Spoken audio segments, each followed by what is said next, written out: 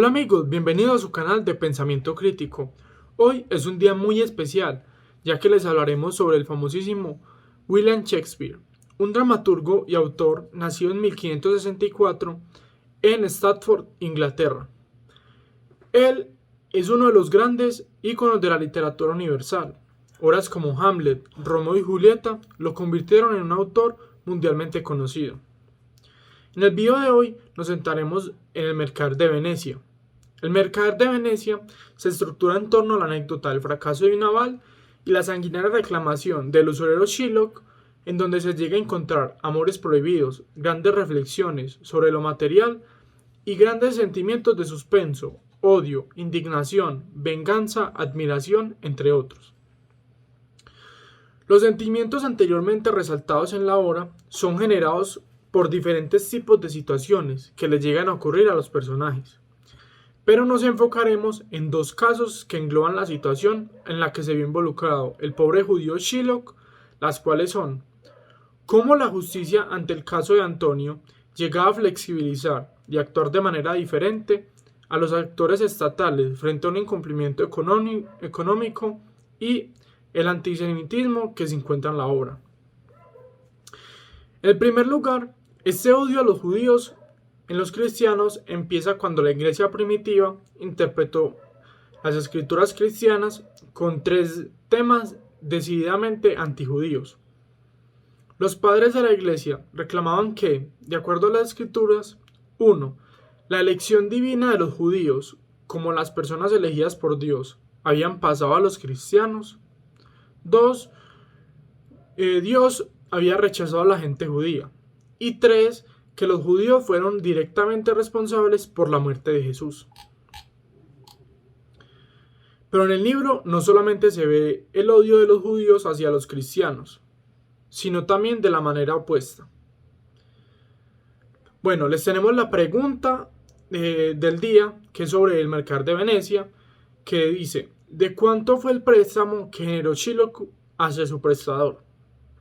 A. 3.000 ducados. B. 5.000 ducados. C. 2.000 ducados. D. 2.500 ducados. 10 segundos para que respondan.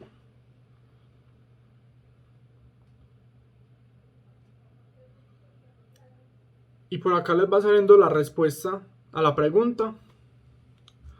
Bueno, en el libro se llega a observar que Shylock tenía un gran rencor con el prestamista, ya que prestaba dinero sin interés, lo que provocaba que bajara la tasa de interés de Venecia. Pero ¿te imaginas que por el incumplimiento del pagaré se haga la promesa de sacarle un pedazo de sangre al friador?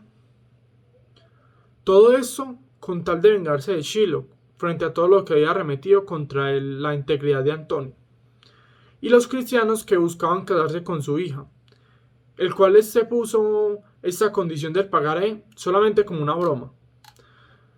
Pero bueno, hasta que por fin Shylock pudo cumplir su apreciada broma y hacer pagar a Antonio por todo lo que le había hecho.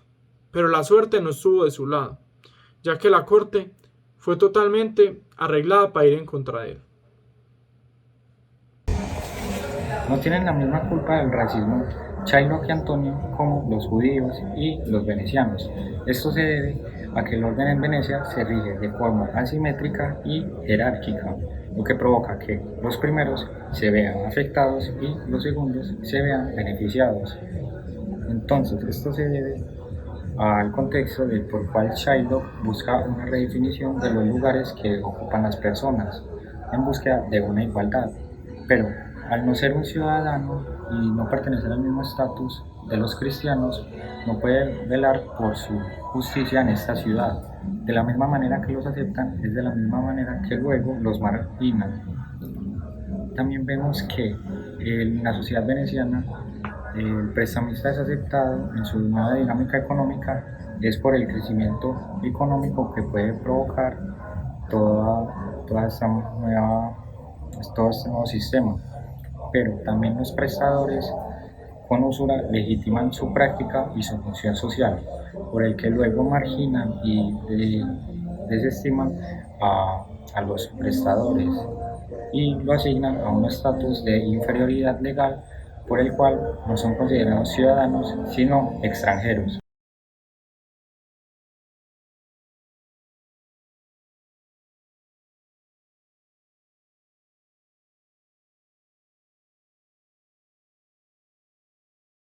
Shylock no es más que el producto de una presión por su entorno. Esto se debe a que era un judío arrinconado en la sociedad burguesa que lo desestima por la profesión que ejerce, pero también le quita todas las posibilidades de trabajo, ya que un judío no podía trabajar, pues no podía fabricar ningún tipo de objeto ni comerciarlo, por lo que éste estaba inmerso eternamente en su trabajo de prestamista.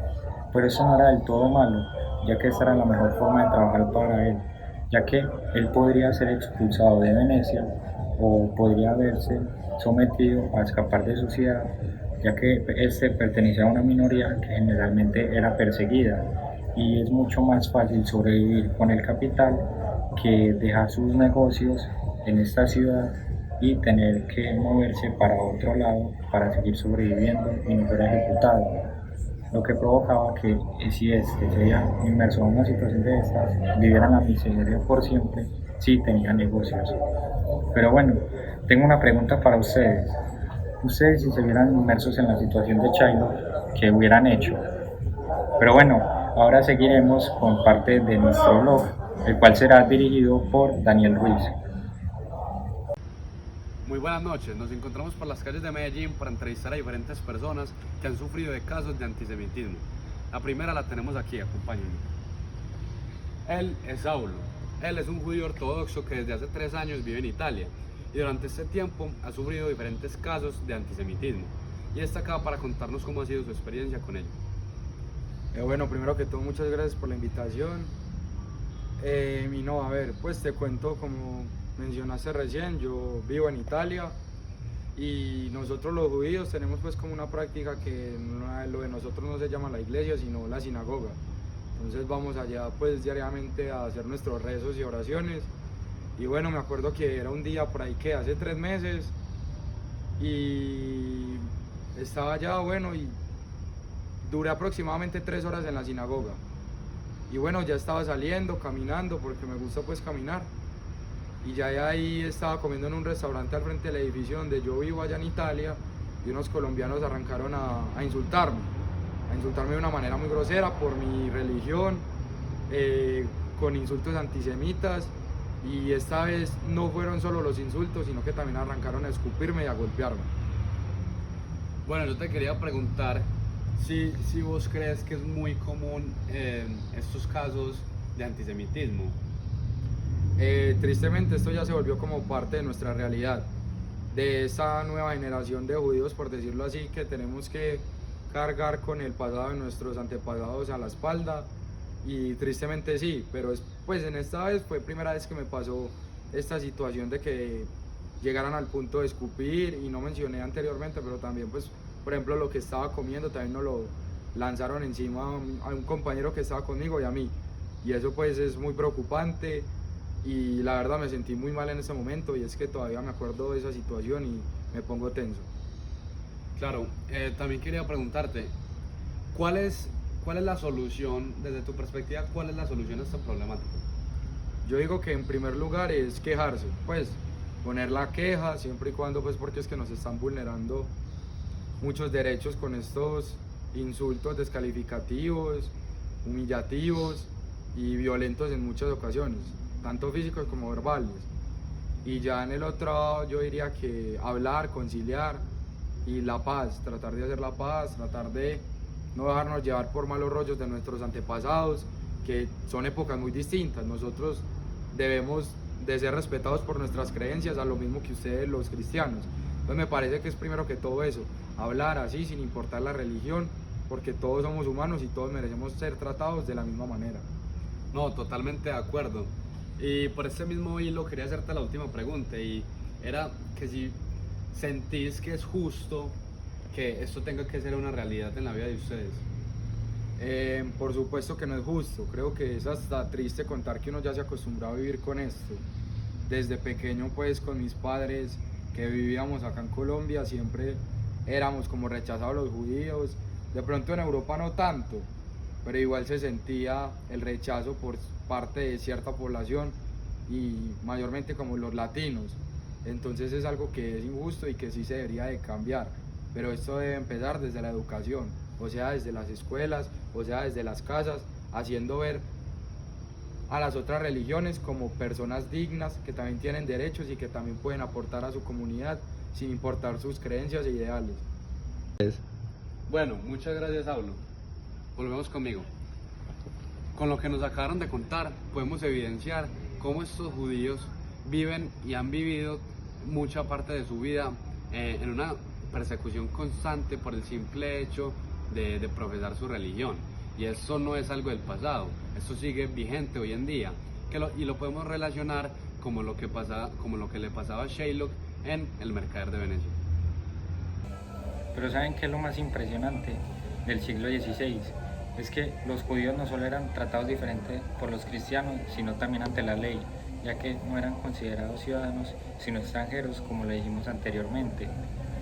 Entonces, esto se llega a ver en la corte, todo este trato discriminatorio, en donde vemos cómo llegan a enredar el caso de Shylock y lo dejan en la miseria.